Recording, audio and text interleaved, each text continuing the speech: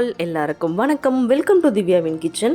இந்த வீடியோவில் என்னோட 2 days ரொட்டீன் சேர்ந்து பார்க்க போகிறோம். சண்டே அண்ட் மண்டே, அதாவது ஜூன் 18 அண்ட் 19, இதில் 2 நாளோட வீடியோவை சேர்ந்து பார்க்கலாம். இப்போ டைம் பார்த்திங்கன்னா ஒரு 11:30 ஆகுது. இப்போ லன்ச் செய்கிறதுக்கு நான் ஸ்டார்ட் பண்ண போகிறேன். இந்த வீடியோ ஃபுல்லாக என்னோடய ரொட்டீன் லைஃப் எப்படி இருக்குது அப்படின்றத பற்றி தான் இருக்கும். ஸோ விருப்பப்படுறவங்க வீடியோவை கண்டினியூ பண்ணி பாருங்கள்.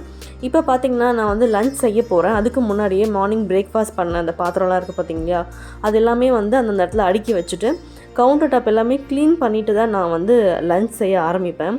ஏன்னா நான் வெஜிடபிள் கட் பண்ணுறதுக்கு அந்த கொஞ்சம் ஸ்பேஸ் தான் இருக்கும் எனக்கு கவுண்டர் டாப்பில். ஸோ அந்த இடத்த க்ளீன் பண்ணி வச்சுட்டு நம்ம லன்ச் செய்ய ஆரம்பித்தா தான் நமக்கு வந்து ஒரு நல்ல மோட்டிவேட்டிங்காக இருக்கும் சமைக்கிறதுக்கு. இல்லைனா எல்லாமே ஒரே கலைஞ்சி இருந்துச்சுன்னா, இல்லை நிறைய அழுக்கு பாத்திரம் அந்த மாதிரி இருந்துச்சுன்னா ஒரு மாதிரி சமைக்கிறதுக்கே மூட் வராது. ஸோ அந்தந்த பாத்திரத்தை எடுத்து அந்த இடத்துல அடுக்கி வச்சுட்டு அந்த தண்ணிலாம் சிந்திருக்கும் இல்லையா, அது எல்லாமே நான் வைப்பர் வச்சு க்ளீன் பண்ணிவிட்டு இப்போ அரிசி ஊற வைக்க போகிறேன். இன்றைக்கி லன்ச் வந்து என்ன பண்ணணுன்ற பிளான் வந்து நான் வந்து முன்னாடி நாளே எப்போவுமே பண்ணிவிடுவேன், முன்னாடி நாள் தூங்க போகிறதுக்கு முன்னாடி. ஸோ இப்போ பார்த்திங்கன்னா சீரக சம்பா ரைஸில் வந்து மஷ்ரூம் பிரியாணி தான் பண்ண போகிறேன். இன்றைக்கி சண்டே இருந்தாலும் மோஸ்ட்லி நான் சண்டேவே நான்வெஜ் பண்ண மாட்டேன் வீக்கெண்டில். ஏன்னு பார்த்திங்கன்னா ஹஸ்பண்ட் வெஜிடேரியன், ஊர்லேருந்து மாமனார் வந்திருக்காரு, அவருமே வெஜிடேரியன். ஆனால் ஹஸ்பண்ட் வந்து எக் மட்டும் சாப்பிடுவார், மாமனார் அது கூட சாப்பிட மாட்டார். ஸோ அதனால் வந்து நான் வந்து வீக் டேஸில் வந்து தான் நான்வெஜ் சாப்பிடுவேன். ஹஸ்பண்ட் ஆஃபீஸ் அப்புறமா தான் நான் வந்து சமைச்சு சாப்பிடுவேன். அப்போ தான் எனக்கு ஈஸியாகவும் இருக்கும். ஏன்னா வந்து மார்னிங்கே வந்து லஞ்ச் அவருக்கு தனியாக செஞ்சு கொடுத்து பேக் பண்ணி அனுப்பிச்சிட்டு எனக்கு நான்வெஜ் சாப்பிட்ணுன்னு தோணுச்சுன்னா எனக்கு தனியாக பண்ணிக்குவேன். இப்போ பார்த்திங்கன்னா சீரக சம்பா ரைஸ் வந்து நான் வந்து 3 கிளாஸ் ஊற வச்சுருக்கேன். இப்போ பிரியாணிக்கு தேவையான திங்ஸ் எல்லாமே வந்து ஒன்று ஒன்றா எடுத்துகிட்டு வந்து நான் கவுண்டர் டாப்பில் ஃபஸ்ட்டு அரேஞ்ச் பண்ணிவிடுவேன். இந்த மாதிரி ஃபஸ்ட்டே நம்ம எடுத்துகிட்டு வந்து அடுக்கி வச்சுட்டோன்னா நமக்கு வந்து ரொம்ப ஈஸியாக இருக்கும். நம்ம சமைக்க ஆரம்பிக்கிறதுக்கு முன்னாடியே இதெல்லாம் பண்ணி வச்சுருவேன். ஸோ கருவேப்பிலை, கொத்தமல்லி, புதினா, அப்புறம் பச்சை மிளகாய், இஞ்சி. நான் வந்து இன்றைக்கி வெள்ளரிக்காய் வச்சு பச்சடி பண்ண போகிறேன் சைட் டிஷ். ஸோ அதுக்கு வெள்ளரிக்காய் எல்லாமே எடுத்துகிட்டு வந்து நான் வச்சுட்டேன். எப்பயுமே வந்து பிரியாணி பண்ணுறதுக்கு வந்து வெங்காயம் விட தக்காளி கொஞ்சம் கம்மியாக இருக்கணும். இப்போ 3 வெங்காயம் எடுத்துருக்கிறீங்கன்னா 2 தக்காளி எடுத்திங்கன்னா போதும். ஸோ நான் இப்போ வெங்காயம் வந்து 3 வெங்காயம் கட் பண்ணி வச்சுருக்கேன். இஞ்சி பூண்டு பேஸ்ட் அரைக்கிறதுக்காக இந்த மிக்ஸி ஜாரில் இஞ்சி பூண்டு போட்டிருக்கேன். இஞ்சி பூண்டு ரெண்டுமே ஈக்குவல் ரேஷியோவில் போடுவேன். மஷ்ரூமில் பார்த்திங்கன்னா கொஞ்சம் நிறையா அந்த மண்ணெலாம் இருக்கும், அதனால் இந்த மாதிரி ரன்னிங் வாட்டரில் நல்லா வாஷ் பண்ணிக்கோங்க. நீங்கள் ரன்னிங் வாட்டரில் வாஷ் பண்ணும்போது அதில் இருக்க மண்ணெலாம் உங்களுக்கு சீக்கிரமாக போயிடும். எப்போவுமே பிரியாணியில் வந்து பச்சை மிளகாய் கண்டிப்பாக போடணும், ஃப்ளேவர் சூப்பராக இருக்கும். நான் சொல்கிற இந்த ப்ரிப்ரேஷன் மெத்தடை ஃபாலோ பண்ணிகிட்டே பண்ணிங்கன்னா சூப்பராக இருக்கும் உண்மையாகவே பிரியாணி. ஆனால் இது சீரக சம்பா ரைஸில் பண்ணுற பிரியாணி. இப்போ பார்த்திங்கன்னா மஷ்ரூமே வந்து நான் 2 பீஸாக தான் கட் பண்ணி வைக்கிறேன். கொஞ்சம் பெரிய பீஸாக இருந்துச்சுன்னா பிரியாணியில் நல்லாயிருக்கும். ஏன்னா நம்ம இதை குக் பண்ணும்போது கொஞ்சம் இது வந்து ஷ்ரிங்க் ஆகும். ஸோ நமக்கு பிரியாணியில் வந்து நிறையா இடத்துல உங்களுக்கு மஷ்ரூம் குட்டி குட்டி பீஸாக இருந்தாலும் பரவாயில்லன்னு நினைக்கிறீங்கன்னா குட்டி குட்டி பீஸாக கட் பண்ணிக்கோங்க. நான் வந்து ஒரு மஷ்ரூமாக 2 பீஸாக தான் கட் பண்ணுவேன் எப்பயுமே. ஸோ கட்டிங் எல்லாம் முடிஞ்சிருச்சு. இப்போ வந்து கீ வந்து ஒரு 3 டேபிள் ஸ்பூன் நான் வந்து கீ போட்டுக்கிறேன். மஷ்ரூம் பிரியாணிக்கு இந்த கீ வந்து சூப்பரான ஒரு ஃப்ளேவர் கொடுக்கும். ஸோ கண்டிப்பாக ட்ரை பண்ணி பாருங்கள். கூடவே வந்து கொஞ்சம் குக்கிங் ஆயிலும் போட்டுட்டு இந்த ஸ்பைசஸ்லாம் இருக்குது பார்த்திங்களா, பட்டை, லவங்கம், அப்புறம் சோம்பு, பிரிஞ்சி எல்லாம் உங்கள்கிட்ட என்னென்ன ஸ்பைசஸ் இருக்கோ அது எல்லாமே நீங்கள் ஆட் பண்ணிக்கலாம். நான் கொஞ்சம் ரிச்சாக இருக்கட்டுமேன்ட்டு முந்திரி ஆட் பண்ணியிருக்கேன். இருந்தால் ஆட் பண்ணிக்கோங்க, இல்லைனா தேவையில்லை. அதுக்கப்புறம் பச்சை மிளகாய் காரத்துக்கு ஏற்ற மாதிரி, ஏன்னா பச்சை மிளகாய் ரொம்ப காரமாக இருந்துச்சுன்னா அதுக்கேற்ற மாதிரி ஆட் பண்ணிக்கோங்க. காரம் கம்மியாக தான் நிறையா கூட ஆட் பண்ணிக்கோங்க, ஃப்ளேவர் சூப்பராக இருக்கும். ஸோ இப்போ வெங்காயம் வதக்கும் போதே கூடவே வந்து சால்ட்டு அப்புறம் சால்ட்டையும் ஆட் பண்ணி நீங்கள் நல்லா வதக்குனீங்கன்னா சீக்கிரமாக குக் ஆகிடும் இல்லையா வெங்காயம்.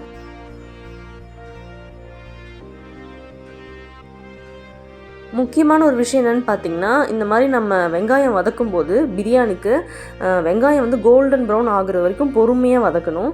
ஸோ இந்த கேப்பில் நான் வந்து காஃபி போட்டு குடிக்க போகிறோம். லன்ச் செய்யவே டைம் ஆகிடுச்சு. இப்போ டைம் வந்து 1 o'clock ஆகிடுச்சு. பசிக்கிற மாதிரி இருந்துச்சுன்னு சொல்லிட்டு அப்படியே காஃபி போட்டு ரெடி பண்ணி குடித்தோம்.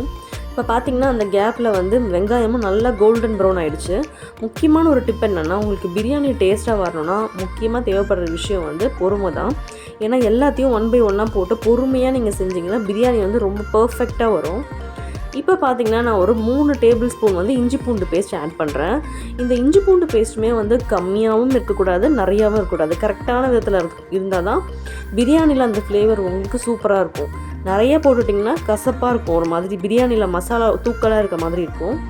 ஸோ 3 கிளாஸ் அரிசிக்கு நான் வந்து 3 ஸ்பூன் வந்து நான் இஞ்சி பூண்டு பேஸ்ட் ஆட் பண்ணிட்டேன். அதோடைய ராஸ்மெல்லாம் போகிற வரைக்கும் வதக்கிட்டு, ஒரு கைப்பிடி வந்து புதினா, அப்புறம் ஒரு கைப்பிடி வந்து கொத்தமல்லி ரெண்டுத்தையும் இந்த ஸ்டேஜில் ஆட் பண்ணிவிட்டு லைட்டாக வதக்கிக்கோங்க. பிரியாணி பொறுத்த வரைக்கும் 3 வெங்காயம் ஆட் பண்ணியிருக்கேன்னா, ஸோ தக்காளி வந்து நான் 2 தான் ஆட் பண்ணுவேன்.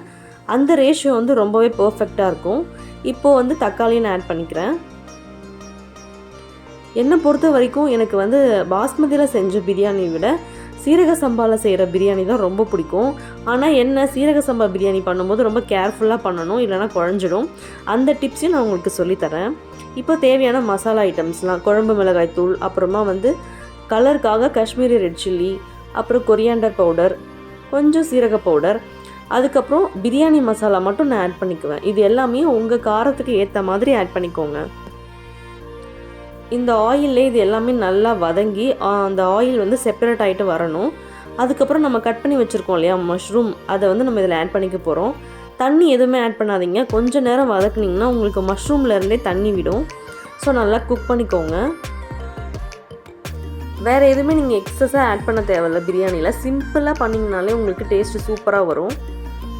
முக்கியமான ஒரு விஷயம் வந்து இதில் வாட்டர் ரேஷியோ எப்படி, நான் வந்து இது குக்கரில் விசில் விட்டு பண்ண போகிறதில்ல. இது வந்து ஒரு தம் பிரியாணி மெத்தட் தான். பட் பேஸ் மட்டும் நான் குக்கரோட அந்த அடி பாத்திரம் இருக்குது பார்த்தீங்களா, அதை எடுத்திருக்கேன்.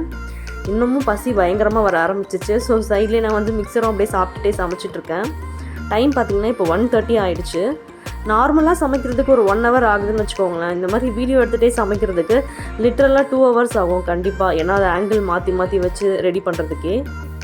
வாட்டர் ரேஷியோ பார்த்திங்கன்னா 3 டம்ளர் அரிசி போட்டிருக்கேன்னா, ஸோ 1 டம்ளர் அரிசிக்கு 1.5 டம்ளர் தண்ணி கரெக்டாக இருக்கும். 3 டம்ளர் அரிசிக்கு 4.5 டம்ளர் நீங்கள் அப்படியே கேல்குலேட் பண்ணிக்க வேண்டியதான். எந்த டம்ளரில் அரிசி அளந்தீங்களோ அதே டம்ளரில் தண்ணி ஆல்ரெடி ஒரு பாத்திரத்தில் அளந்து வச்சுக்கோங்க. அப்போ தான் உங்களுக்கு ஈஸியாக இருக்கும். அதை அப்படியே ஊற்றிட்டு, சால்ட் கொஞ்சம் கம்மியாக இருக்க மாதிரி இருந்துச்சு. இந்த ஸ்டேஜில் சால்ட்டு அதுக்கப்புறம் காரம்லாம் ஆட் பண்ணிக்கோங்க. கொஞ்சம் தூக்கலாக இருக்கணும். அப்போ தான் நம்ம அரிசி போட்டு தம் போடும்போது நமக்கு சாப்பிடும்போது கரெக்டாக இருக்கும். ஸோ காரம் பத்தலைன்னா வெறும் மிளகாய் தூள் தான் இந்த ஸ்டேஜில் ஆட் பண்ணிக்கோங்க. இப்போ வந்து அரிசி வந்து அரை மணி நேரத்துக்கு நீங்கள் இந்த பிரியாணி ப்ராசஸ் ஸ்டார்ட் பண்ண ஆரம்பிக்கிறீங்க இல்லையா, அப்போ ஊற வச்சிங்கன்னா போதும் ஒரு 1/2 hour. ஏன்னா சீரக சம்பா வந்து பச்சரிசி குயிக்காக வந்துடும். அதனால் தண்ணியெல்லாம் ஃபில்டர் பண்ணிவிட்டு இதில் ஆட் பண்ணிவிட்டு லாஸ்ட்டாக ஒரு 1/2 lemon மட்டும் ஸ்க்வீஸ் பண்ணி விடுங்க.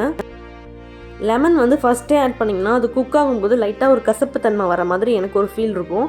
ஸோ நான் லாஸ்ட்டாக தான் எப்போவுமே லெமன் ஆட் பண்ணுவேன்.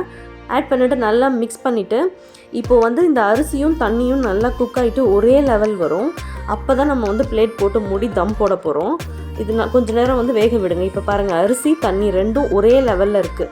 தண்ணி மேலே உங்களுக்கு எக்ஸஸாக தெரியல இல்லையா, ஸோ வந்து அந்த லெவல் அப்போ தான் நீங்கள் பிளேட் போட்டு மூடி இதுக்கு மேலே வந்து ஏதாவது வெயிட் வச்சுருங்க. நான் வந்து அந்த சின்னதாக கல்லூரல் இருக்கும் இல்லையா நம்ம வீட்டில், அதை எடுத்து நான் வச்சுக்கிறேன். வச்சுட்டு ஃபுல் சிம்மில் வச்சிடணும். அடுப்பை வச்சுட்டு ஒரு 10 minutes கரெக்டாக கேல்குலேட் பண்ணிக்கோங்க. 10 minutes இருக்கணும் இது. அதுக்கப்புறம் நீங்கள் அடுப்பு வந்து ஆஃப் பண்ணிடலாம். ஆஃப் பண்ணிவிட்டு உடனே ஓப்பன் பண்ணக்கூடாது. ஒரு 20 minutesக்கு அப்புறம் தான் ஓப்பன் பண்ணணும். இதுதான் சிம்பிளான ஒரு ப்ரொசீஜர். இப்போது 10 minutes ஆகட்டும். அந்த கேப்பில் வந்து நான் சைடில் அப்படியே ரைத்தா ரெடி பண்ணிகிட்ருக்கேன். ரைத்தா வந்து எனக்கு வெறும் ஆனியன் மட்டும் போட்டு பண்ணாமல் இந்த மாதிரி பண்ணுறது ரொம்ப பிடிக்கும். ட்ரை பண்ணி பாருங்கள் ஒன்ஸ், கண்டிப்பாக உங்களுக்கும் பிடிக்கும். வெள்ளரிக்காய் இந்த மாதிரி குட்டி குட்டி க்யூப்ஸாக கட் பண்ணிக்கோங்க. வேணும்னா ஒரு வெங்காயம் மட்டும் ஒன்று பொடி பொடியாக கட் பண்ணிக்கோங்க, ஆனால் நீல வாக்கில் கிடையாது. தயிரில் வந்து உப்பு அப்புறம் மிளகுத்தூள் மட்டும் ஆட் பண்ணிக்கோங்க. மிளகாயெல்லாம் தேவையில்லை. இந்த எல்லாத்தையும் மிக்ஸ் பண்ணிவிட்டு வெள்ளரிக்காய் அப்புறம் வெங்காயம்லாம் போட்டு ஒரு மிக்ஸ் பண்ணிக்கோங்க. அதுக்கப்புறம் சாப்பிட்டு பாருங்கள், சூப்பராக இருக்கும். எப்பயுமே வெங்காயம் மட்டும் போட்டு ஆனியன் ரைத்தா பண்ணுறதுக்கு பதிலாக ஒன்ஸ் இந்த மாதிரி ட்ரை பண்ணி பார்த்துட்டு எப்படி இருந்துச்சுன்னு கமெண்ட்டில் மறக்காமல் சொல்லுங்கள்.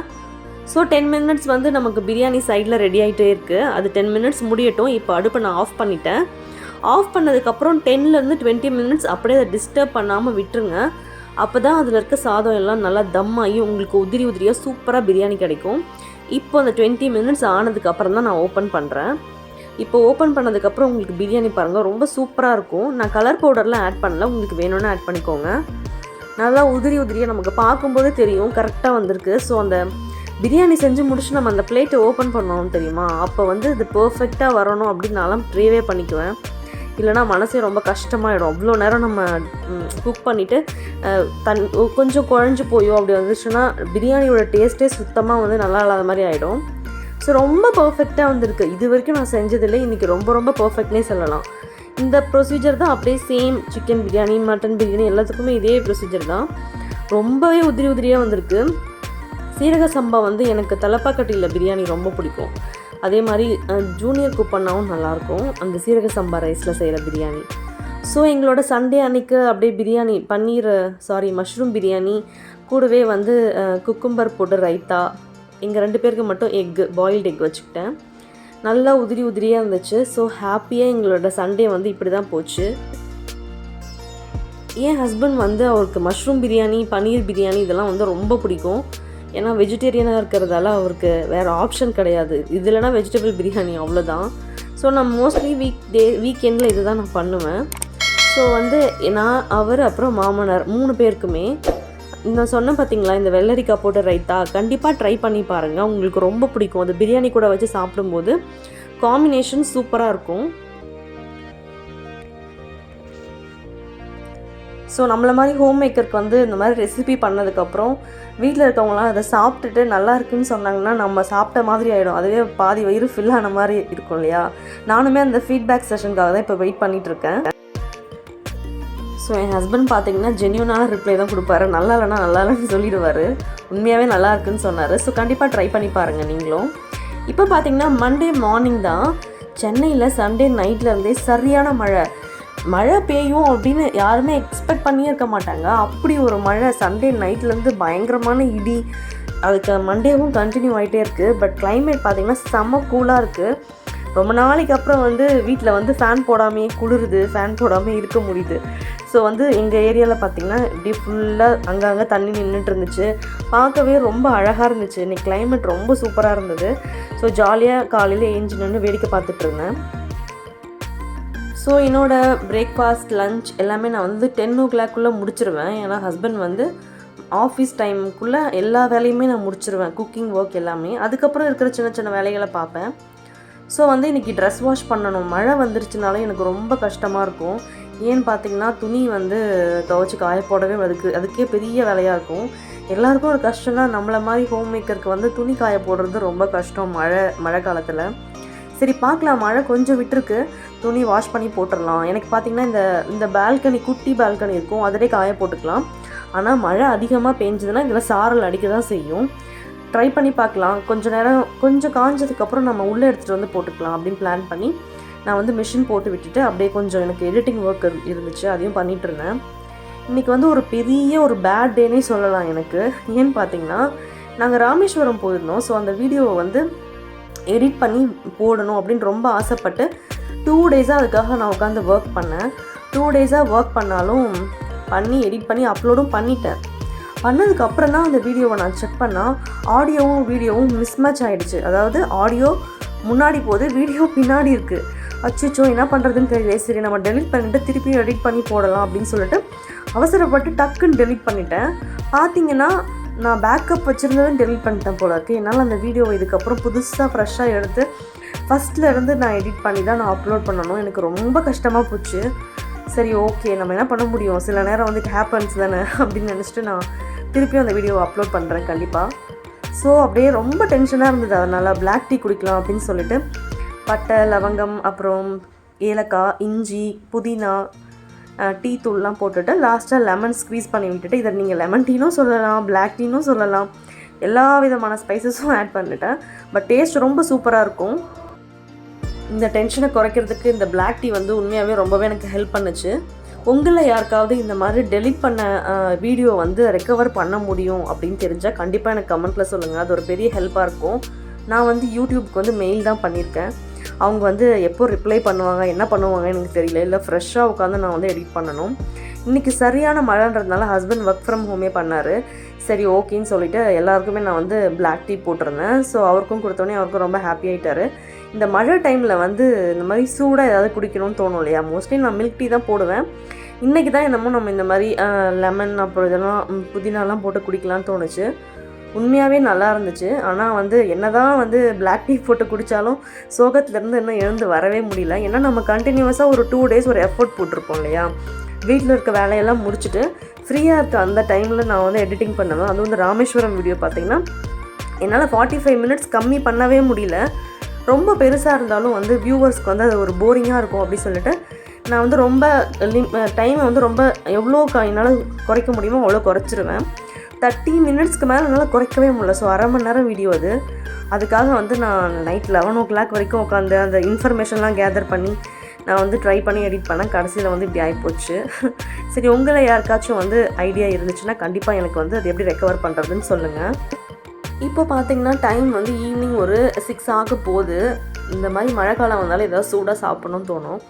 வீட்டில் பார்த்திங்கன்னா உருளைக்கிழங்கு வெங்காயம் எப்போவுமே இருக்கும். ஸோ வெங்காயம் வச்சு ஆனியன் பஜ்ஜி போடலாம் அப்படின்னு பிளான் இருந்தது.